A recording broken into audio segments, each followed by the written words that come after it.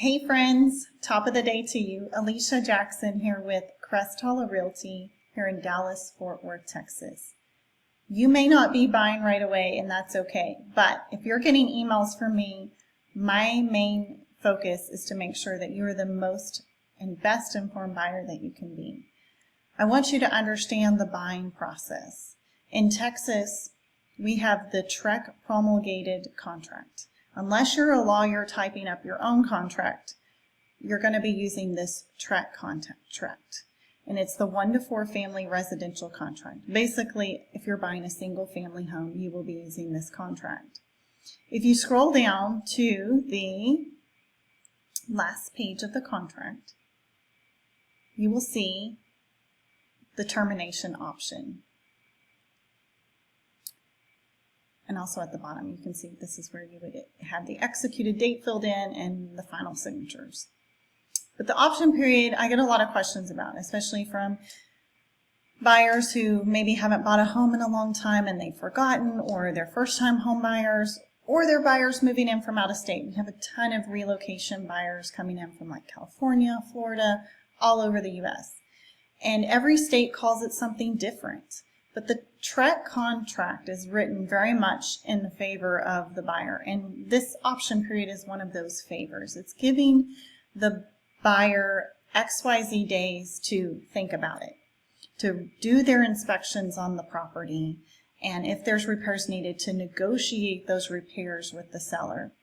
And they have up until the termination of that option period to back out of that contract. So it's giving the buyer the option to terminate.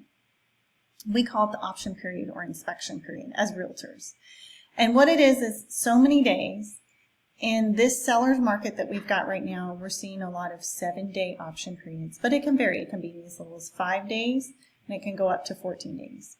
Really not seeing much 14-day option periods that we saw a lot a few years ago when it was a buyer's market.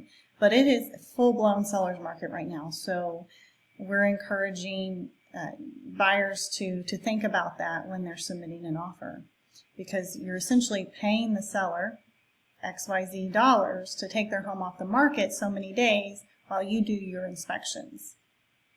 Now, this option fee is credited back to you at the closing table. However, if you back out of the contract prior to closing, you do not get that option fee back. And I always tell my buyers that it's going to somewhat mirror the earnest money. So if you have $1,000 earnest money, it's 1% of that. So it'd be $100 in your option fee. Or if it's a $5,000 earnest money that you're putting up in the contract, then it would be around $500 for your option fee. And that's just, again, it's kind of like a earnest money. It's also a way of showing good faith and how earnest you are in the property. So I hope that helps explain a little bit about the option period. I'm here to help. If you have any questions about the home buying process, give me a call or text 972-259-0000. Thanks so much.